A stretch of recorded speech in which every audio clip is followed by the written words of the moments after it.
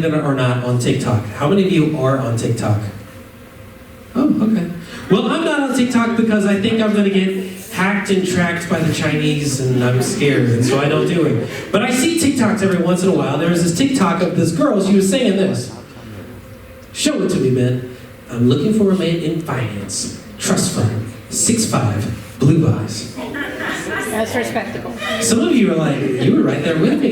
Yeah. You saw this thing. You saw this? Was this during an interview, or am I thinking of something different? I don't know when it was. I just saw it pop up on like YouTube one day. And like they made a whole remix about it. I'm looking for a man in finance, 6'5", trust fund, blue eyes, whatever it is. And then I saw another TikTok about it where he did some hard, in-depth research using ChatGPT to find how likely is it to find this person. So this is what he said. We discovered, according to ChatGPT, so about 8 to 10% of the people who work, they work in finance. So you have 10% of the population or so. We'll take 10, make it easy. 2% of Americans have a significant trust fund. Of men in the U.S., 0.1% are 6'5" or taller. Are you 6'5"? Oh. You were clapping. I didn't know that was you or not. 6'3". Oh, yeah, you're pretty close, So 0.165 or taller, 16% of the population has blue eyes. So that gives you a probability of finding this man of... In 10 million people, there should be about 3.2 of them. That's a 0.000032%. So let's think about this. And then this is me using my math again. May not be the most accurate. So if I had to estimate using the power of ChatGPT and Google and the internet, I'm estimating that there are approximately, give it to me, Ben, 23.8 men in America in finance, significant trust fund, 6'5", blue eyes. How about that? 23? I don't know what the 0.8 is. I mean, yeah, I don't know. He's about to become a person. I don't know. Isn't that funny? 23.8 in our nation of 330 million people. Maybe there's not even 24 of them. And I'm just guessing, if you're a man in finance with trust fund, 6'5" and blue eyes, I'm thinking some of them are taken. I'm thinking some girls already like snatched some of them up. Some of them probably older too. So it's just kind of funny to think about what people are looking for. Now this girl, we know what she was looking for. She was a gold digger, right? Trust fund. She wanted the money. That's what she was wanting. And everybody, we have like these expectations. We have these preferences. We have these things that we're saying, I really, really want this in my spouse. Maybe for a guy's like, I want the best looking girl that I could get. Maybe the girl's, I want the strongest, I want the most popular. And maybe I'm looking for a chief super fan, or whatever it is. We all have these preferences. We have these things that we're looking for in people. And what I want to do tonight is kind of take a step back from all of that and just say, how do we make sure that the things that we're looking for are also the things that God wants us to be looking for? So I'm excited tonight to be talking in our 5th and final session of God, Guys, and Girls. And tonight we're talking about what should I look for in a spouse? Because this is an important thing. Whenever you're in high school and you're college and you're even beginning to start dating somewhere around there, you're beginning to think about what do I want in a partner? And we're going to be looking at some of that. So I'm going to build some of these ideas off a book by Ben Stuart called Single, Engaged, Married. There's one other in there too, dating and somewhere. But he has a good framework talking about character and chemistry. But before we hit that, I want to just hit our main idea for the night. So here's our main idea. Your spouse, the person you get married to, the person, probably that you started dating one day, can be your greatest blessing or burden. So choose wisely. So our spouse has the potential to be an amazing, wonderful asset to our life. They can make our life so much better. But on the other hand, the Bible has a lot of warnings for us about what happens when we marry somebody we shouldn't. So we have to listen to both the warning and we got to listen to the encouragement and then we're going to be thinking about how do we make that decision wisely. So we're going to be looking at the verse in the book of Proverbs. We're going to be kind of jumping around a little bit in there. But this is our first big idea. That's our main idea. Choosing a spouse is a huge, huge decision, right? We're going to be jumping around in Proverbs, and we're going to be breaking that down, right? Choosing a spouse can either positively or negatively affect you. Hey, baby. She always likes... You remember that one day when I was trying to preach and she was just screaming at me when I was trying to... That was fun. What's that? Oh, Amy, yeah, she was like my amen section. She was. I'll take it that way. Thank you for that. So, hey, choosing a spouse is a huge decision because what does it affect in your life? Well, everything, right? It affects your money, because it's not like your money and her money. It's like y'all's money. Use a southern word.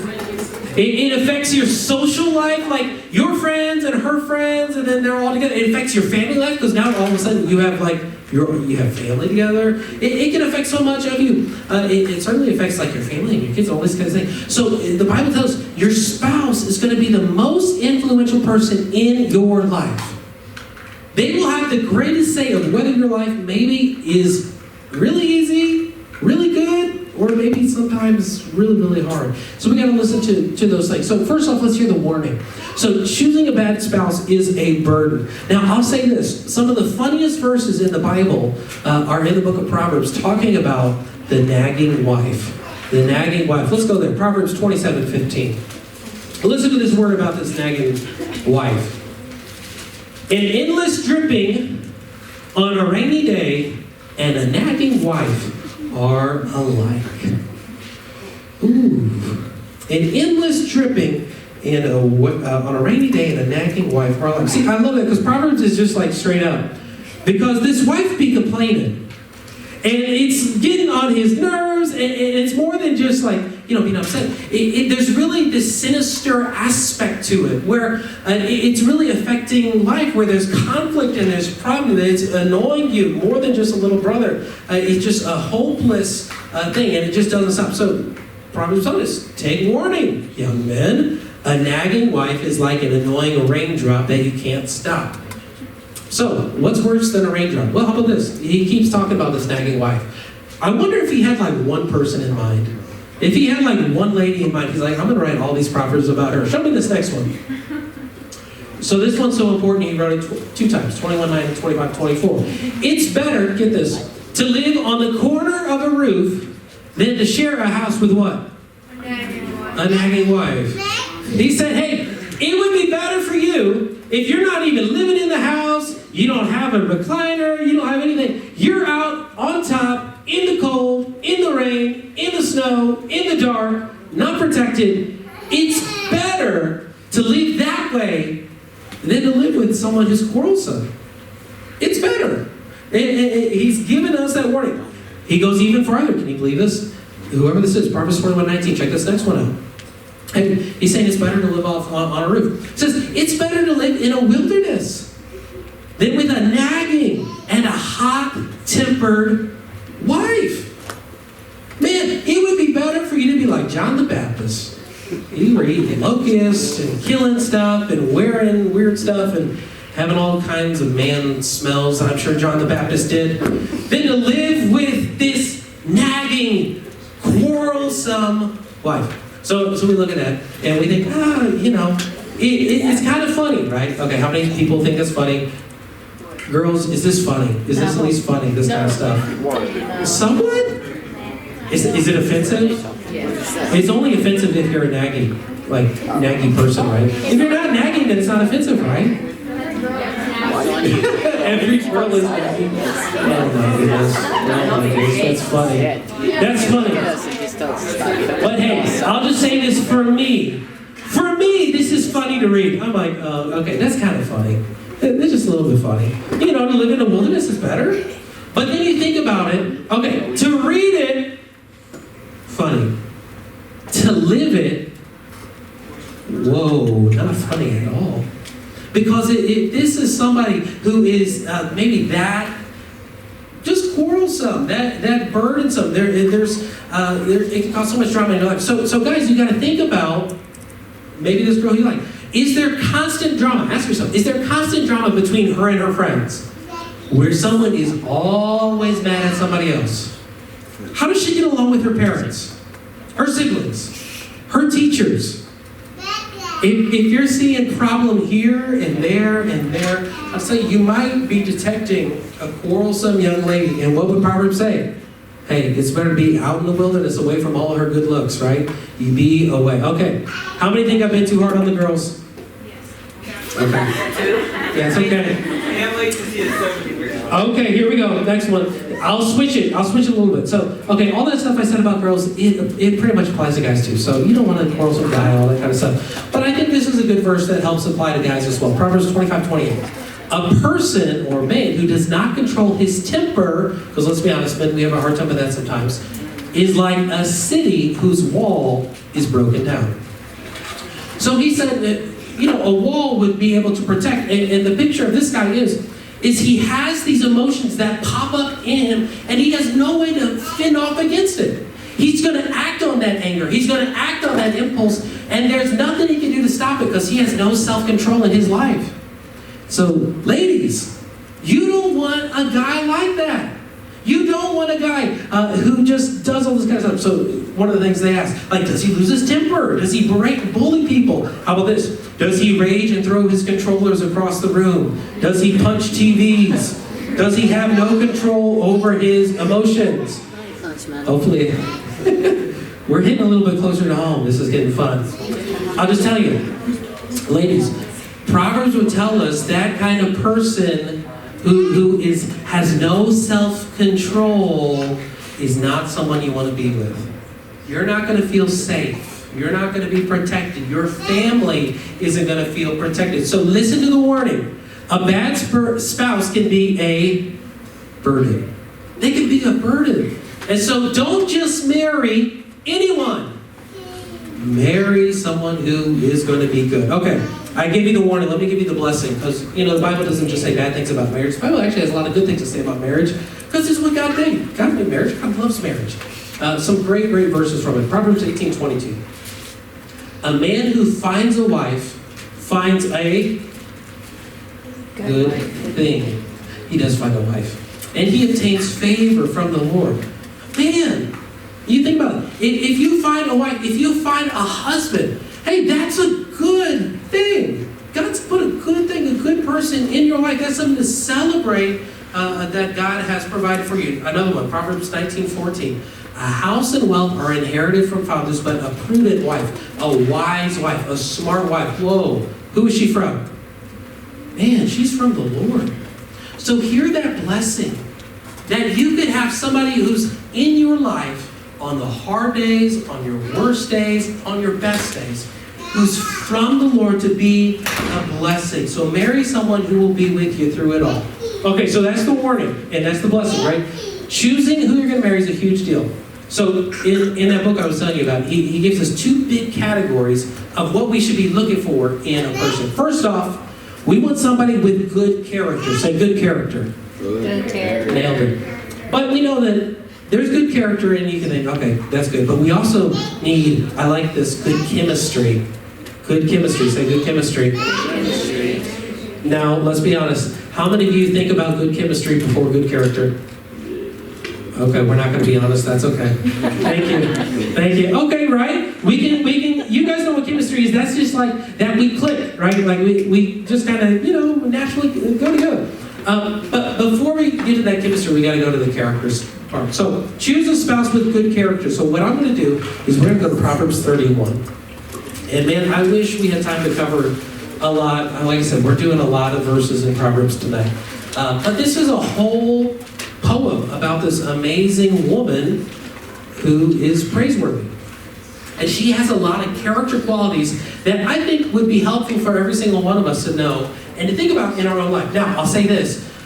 It's not that any one lady could live up to all who this lady is. But she's amazing. But it's trying to be an idealistic picture of who it is. So, first off, look at verse 30. Proverbs 31:30. Charm is deceptive and beauty is fleeting, but a woman who fears the Lord will be praised. So what's that first character quality, first character trait you should be looking for? Man, you need to find a spouse who fears the Lord. Oh man, you find a girl who loves Jesus and she looks good, you're like, oh man. Now that is an amazing combination, but that's the starting point, right? Like, we're starting with this healthy foundation. Because if your relationship's gonna work, you gotta be lined up on this point. You gotta be lined up on the Jesus thing, because Jesus affects every aspect of your life and everything about it. Now, however many weeks ago, we talked about being unequally yoked, the importance of dating someone who's a Christian, about marrying someone who's a Christian.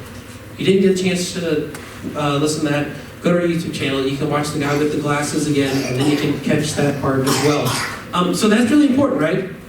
It can't be someone who's not a Christian, because then you don't have the same master. You're not heading in the right direction.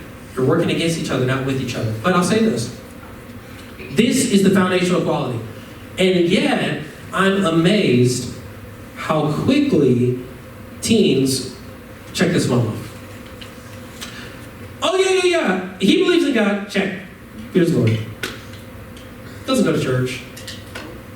It doesn't live it out. Or, she goes to church, but when she goes to school and she gets around her friends, she acts just like everyone else. But she says she's a Christian, so, it's like, that's not the person you want. The person who you really want is somebody who has such an obvious love for the Lord. This is what you want. No doubt about it, faith. No doubt about it. That everyone who sees him, everyone who knows her, they know this is somebody who loves Jesus. That's the kind of the person you want. That's the girl you want. When she's pursuing Jesus every day, yeah, she's at church, but her faith doesn't stay there. Man, it's all over. And you just see Jesus shining forth from them. That's what it's all about. And when you're walking with the Lord, and you'll see her godliness, and I'll just tell you, that'll be so attractive to you, right? Or when he's walking with the Lord, you'll see that Christ-likeness, and you'll be drawn to it. But I'll tell you, if you're not in that headspace, where my walk with Jesus isn't where it should be, then I'll tell you, then the person you end up with, probably their walk with Jesus isn't where it's supposed to be either. And so we got to keep Jesus as our number one and top priority in all of those things. So that's the foundation, fears the Lord. Maybe some of you today, you can't say, I fear the Lord. Well, I'll just tell you, the Bible would agree with you, because actually it says that all of us, none of us fear the Lord. Instead, we go our own way. Because of that, now our relationships, they have conflict, and there's brokenness, and there's pain, and all these kinds of things. There's emptiness in our life. It's a consequence of our sin and our actions. And yet, God made a way through Jesus, who lived perfect life, died on the cross, rose again from the dead, so that when we call on him, believe in him, we can be healed, we can be restored, and we can have this new relationship, this new position with God, where we can look forward to the day in heaven because of what Jesus has done, and we can have right relationships with one another. So that's an important first step, right? Marrying someone's only the second most important decision. Following Jesus is number one. So fears the Lord. It's got to be there. Okay, second characteristic. Concern for others. Look at verse 20. Look at what this lady is all about. Her hands reach out to the poor. She extends her hands to the needy. Like, she loves others. She's given her time, her talents, her energy for it. It's not all about her. It's not all about him. It's not even just posting hashtags for a popular cause. No, they're trying to make a good impact on the world. I'll tell you, that's one of the things I loved whenever I started meeting Melanie. I was like, man, I know Melanie fears the Lord. I could see it. Everyone could see it. But I knew also she was concerned for others, that she was involved in ministry. She was doing stuff. It was clear that that's what her life was about. I'll tell you, that's what you should be looking for. Okay, third characteristic. You see this all throughout Proverbs 31. I wish we had time to unpack all of it. But you see this lady, she's really, really, really hardworking. Really hard work. She's getting up early. She's looking for wool and flax. I don't even know what flax is. Someone knows what flax is? Is it like a wheat? A wheat? I don't know. We'll go with that. That sounds okay. So a wheat. Now some of you think, okay, hard working. Yeah, I want a hard working woman. I want someone who can cook and clean and do the dishes. And I'll tell you, if you're looking for that, you're looking for a maid and not a spouse. So it's not just that they're hardworking for your sake. I mean, you also got to be hardworking too. And so you got to measure people up. Think about it. How are they doing in school? Are they doing their work? Turning it in on time? Quality stuff? Like you want somebody who's actually putting in some hard work. You think, well, Pastor Luke, it's just high school. I'll get serious in college.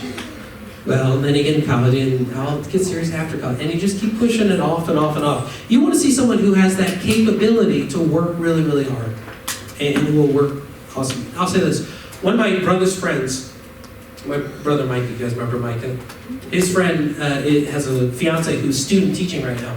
And I don't know how it works with student teaching. Maybe they don't get paid much or don't get paid at all or whatever. But right now, she's student teaching in college, kind of a hard spot. And then she's also working at Walmart, in the weekends. And she was telling us, man, I was so embarrassed that I was working and one of my students came up to me and said, hey, Miss Hernick. And she's like, oh, I was just so embarrassed they saw me working at Walmart. I said, no, don't be embarrassed. That's good. They saw you in the grind of life. They saw that you're working hard to provide for yourself. So I'll tell you, that's the kind of person you want. Someone who's going to work hard. And it's going to do it. I think he's got a good one because we're hard. You know something? Probably the reason why she was working at Walmart is sadly student teachers have to be paid to be at that school. Yeah. It's a tough thing. So you got to have some hard work to be able to make it through.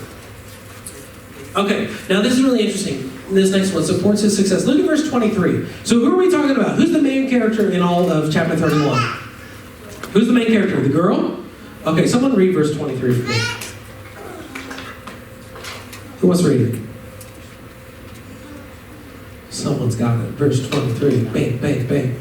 Her husband is well known at the city gates where he sits with the other civic leaders. Yeah, okay. So who's this all about? The wife. Right here in the very middle of the poem, kind of like the most important part. Who's it talking about?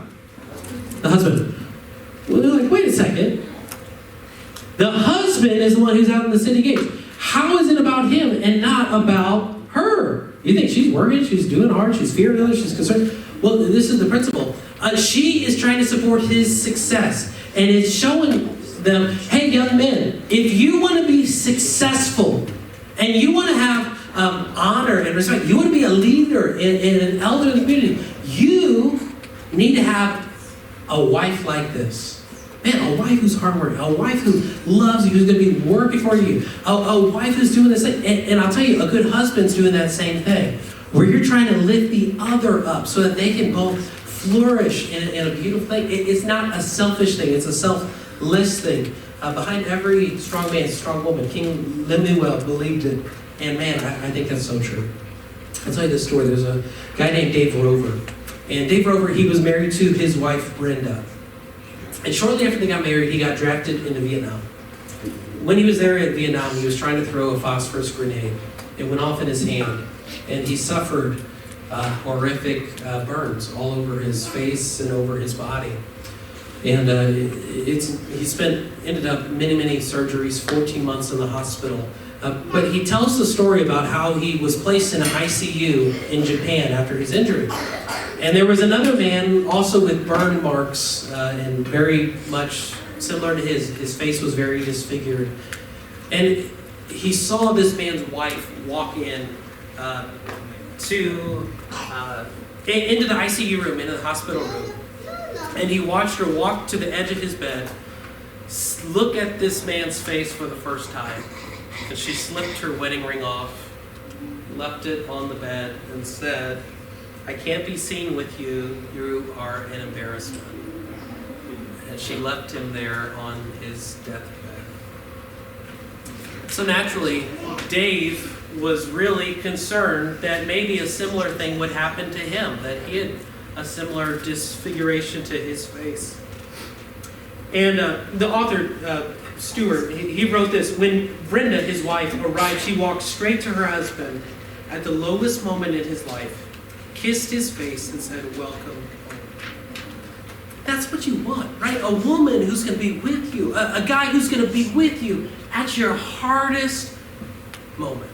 Man, that her faithfulness is what he said. Your faithfulness to you is not anchored in the shifting sands of circumstance. I'll tell you, that requires someone of high character, such high character. So don't neglect that. But then we have that third one, chemistry. And I know you guys want to get to chemistry. We got to go quick.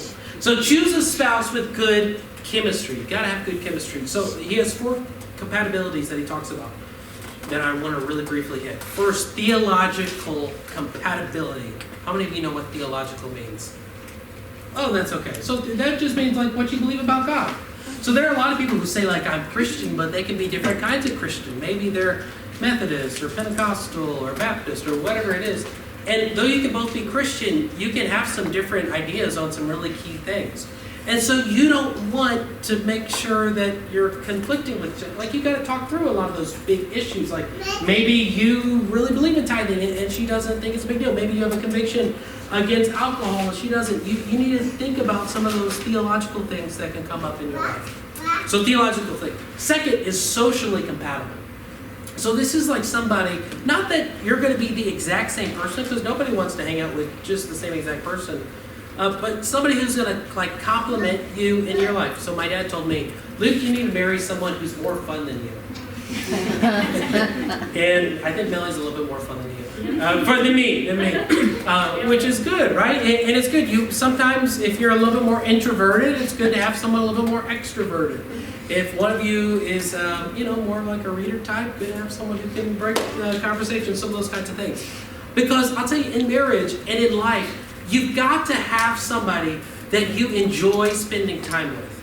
You've got to be able to enjoy spending time with. And I'll just tell you, like, if the only like kind of talk you ever like having with somebody is like flirty kind of stuff, I'll just tell you, like, real life is like, that's like 1% or something, right? Like you got to be able to talk about all sorts of stuff. It doesn't mean you have to have, all like football or all like Lord of the Rings or whatever it is, but you've got to seriously enjoy spending time together. Now, if you're married for 50 years, so if you get married at 25, 75, for 50 years, you'll have approximately 18,262 breakfasts together.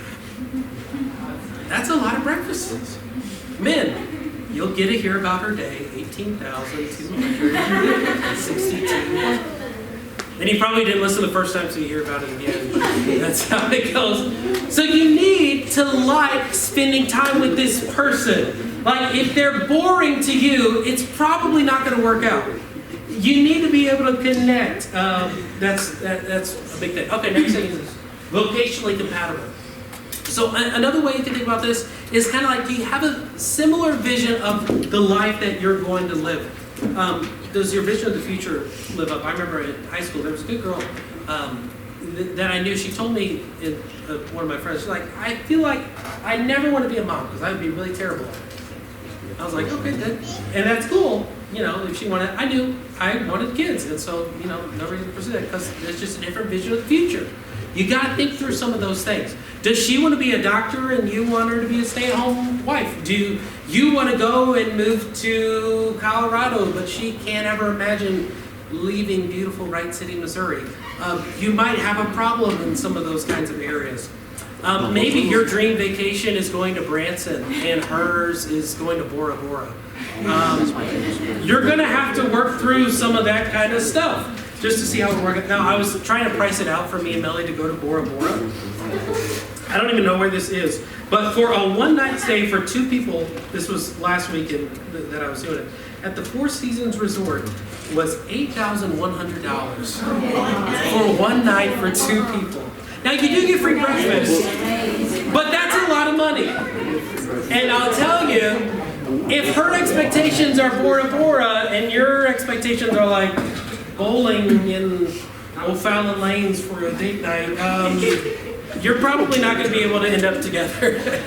So that's just how it goes. So you gotta have a similar vision for the future, and not the Candyland fantasy make-believe kind of stuff. Like real vision for the future. Okay, last one. You guys were waiting for it. I could feel it. I could see it in your eyes. You're like, you gotta get there. Physically compatible, right? So you should have a sense of attraction. You think he looks good. You think she looks good. Like that's a good, healthy, normal thing that you need in your relationship.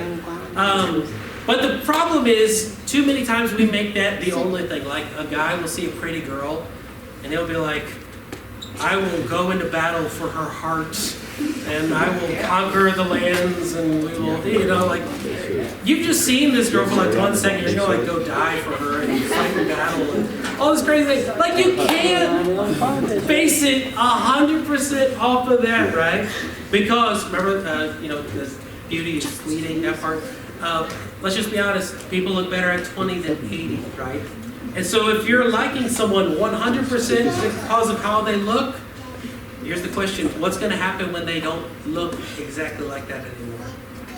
So that's why it's important that we got to be thinking about those things. Right?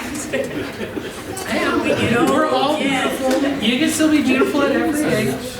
That's not an insult to anyone, but that's just the reality. Hey, one of my teachers put it this way. Miss Chapman, she told me, find someone who's easy on the eyes. I like that, easy on the eyes. So, hey, they don't have to be a supermodel, right? But just somebody who, again, how many times are you going to see them for breakfast? 18,000 students.